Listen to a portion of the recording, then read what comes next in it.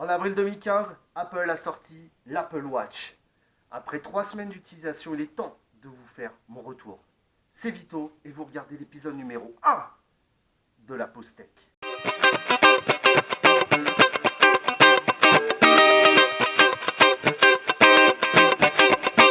Pour ce test, je dispose donc d'une Apple Watch modèle Sport avec le boîtier 38 mm, le bracelet noir. Cette Apple Watch coûte 399 € dans le commerce, c'est donc la moins chère, oui, la moins chère de la gamme Apple qui s'étend jusqu'à 17 000 €. Ouais, 17 000 €. D'un point de vue spec, on va déjà retrouver en système d'exploitation le système WatchOS 2.1, la dernière version qui a été mise à jour il n'y a pas très longtemps.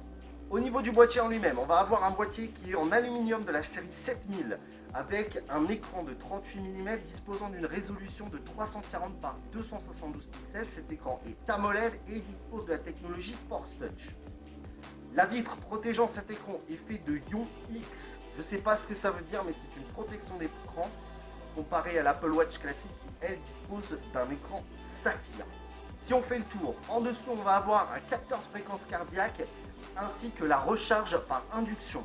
Sur le côté droit, on va avoir la petite molette qui permet de la navigation ainsi qu'un bouton pour accéder au contact. Et sur le côté gauche, on va avoir un haut-parleur plus un micro. Ensuite, niveau hardware, elle possède un processeur Apple S1 de 512 Mb de RAM, d'un stockage interne de 8 Go qui en fait est plutôt proche des 6 Go. Elle est certifiée IPX7, donc principalement résistante aux éclaboussures. Elle est Bluetooth 4.0. Alors après ce tour des specs, on va passer à mon avis sur cette montre. La première chose à noter, c'est qu'elle est très agréable à porter au poignet. Elle est très légère, elle ne se sent pas, le bracelet en silicone est vraiment très agréable, même lorsqu'on transpire. Il va très bien, il ne va pas gratter en fait, et c'est ça qui était important. Le boîtier à lui, dans cette finition, je le trouve bien plus joli que le boîtier de la version classique qui est brillant et qui finalement pour moi fait un petit peu trop bling bling. Niveau software, si vous êtes habitué d'iOS, oui toi si tu es habitué d'iOS, tu ne seras pas dépaysé, tout simplement parce qu'on a une interface qui est calquée sur iOS. Quand on est sur le cadran, qui est finalement le Home, on va pouvoir sweeper de haut en bas pour accéder aux notifications et de bas en haut pour accéder un petit peu à toutes nos applis. On a bien sûr aussi le nuage d'applications qui nous permet d'accéder aux applications que l'on a installées dessus. Ces applications d'ailleurs, je n'en vois pas l'intérêt. Première chose, utiliser une application telle que votre client mail sur une montre avec un écran de 38 mm, c'est quoi l'intérêt? Donc, c'est limite. En plus, elles mettent un temps de malade à sensé. J'ai jamais vu ça, alors que par exemple sur Android Wear, il n'y a pas ces latences. Je ne sais pas pourquoi cela existe. D'ailleurs, en parlant de cadran, ça c'est big down pour Apple parce qu'il n'y a qu'à disposition que les cadrans qu'ils veulent bien mettre sur la montre. Ce qui fait qu'en fait on est limité. On peut certes personnaliser, certes ça va contenter les 3/4 des gens, mais au final on ne peut pas installer de cadran tiers, on ne peut pas fabriquer son cadran comme c'est le cas sur les Pebble. C'est vraiment dommage de la part d'Apple d'avoir autant bridé à ce niveau-là. Niveau connectivité, la montre est reliée au smartphone via Bluetooth. La connexion est en low energy, ce qui permet quand même d'éviter la consommation trop intensive de batterie.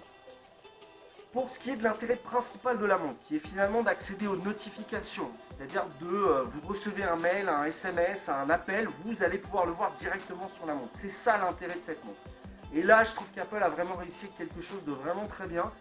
J'ai eu une Android Wear, j'ai eu une Pebble, et c'est vrai que cette Apple Watch, encore une fois, Apple a fait un truc énorme, c'est qu'ils arrivent à intégrer les choses de façon exceptionnelle. D'abord les appels, vous allez recevoir un appel sur votre téléphone, votre montre va sonner. C'est-à-dire que de base, quand votre montre est appairée à votre smartphone, votre smartphone ne sonne plus, c'est votre montre. Grâce au petit haut-parleur intégré ici. Grâce à cela, vous allez avoir plusieurs choix. Soit vous répondez directement sur la montre, et là vous passez dans un espace lointain, c'est-à-dire vous rentrez dans le K2000, vous allez pouvoir parler à votre montre. Oubliez ça dans la rue, vous allez passer pour un fou furieux. Par contre chez vous c'est marrant, ça peut être, voilà c'est marrant. La qualité est pas top en termes de réception audio. Pour la personne qui vous écoute, la qualité audio sur la montre est pas trop mal, même si c'est pas très fort. Autre choix, vous voyez l'interlocuteur, vous voulez le squeezer, bim, vous raccrochez, c'est fini, on n'en parle plus. Et puis bien sûr, vous pouvez répondre sur votre téléphone. D'un point de vue des SMS, là aussi c'est encore une fois parfaitement intégré. Donc on a bien sûr une appli de message. On peut donc directement envoyer un message depuis la montre, d'ailleurs comme les appels, c'est-à-dire qu'on a directement sur les contacts que vous avez enregistrés sur la montre, vous pouvez les appeler directement depuis la montre, sans avoir besoin de sortir votre téléphone. Bah, pour les SMS c'est pareil, vous allez pouvoir envoyer directement un message depuis la montre, vous avez tous vos fils de SMS. Quand vous recevez un SMS ou quand vous voulez en envoyer, vous avez plusieurs choix. Pareil pour les mails, on peut faire exactement la même chose que pour les SMS, on peut y répondre. Maintenant pour les mails c'est un petit peu plus particulier à mon goût. Maintenant passons au gros, niveau autonomie. Alors niveau autonomie c'est là où ça peut un petit peu être particulier, mais la montre tient la journée. Elle tient la journée, même en utilisation assez intensive, elle tient la journée. À partir de 20h, 21h, il faut quand même envisager sérieusement de la recharger, mais elle passe la journée, même en grosse utilisation. Ma conclusion sur cette montre.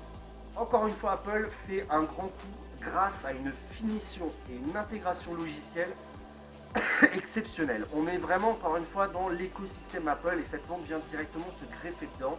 Et ça, on ne peut pas leur reprocher. Apple sait intégrer ses produits dans leur écosystème. Maintenant, WatchOS est très loin d'être fini. Il y a encore beaucoup de lacunes. Le truc des apps, c'est pas encore tout à fait au point. Le fait d'avoir un bouton qui sert uniquement pour les contacts, il y a encore beaucoup de travail à faire. Et je trouve que ça justifie pas les 399 €. Pour moi, Android Wear est beaucoup plus abouti. Même en utilisant Android Wear, une montre Android Wear avec iOS, je trouve que c'est plus intéressant. C'est une excellente montre, c'est une excellente finition, mais le prix Apple se paye et 399 € pour un tarif d'appel, c'est trop léger, c'est trop lourd, pardon.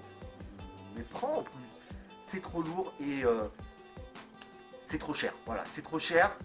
Pour l'instant, je pense que cette montre, elle vaudra le coup quand elle sera à 300 € peut-être. Pour l'instant, elle est trop chère. C'est une très bonne montre, ne vous méprenez pas. Elle tient la journée, elle a une parfaite intégration avec iOS. Voilà, mais elle est trop chère à l'heure actuelle et l'OS n'est pas encore terminé.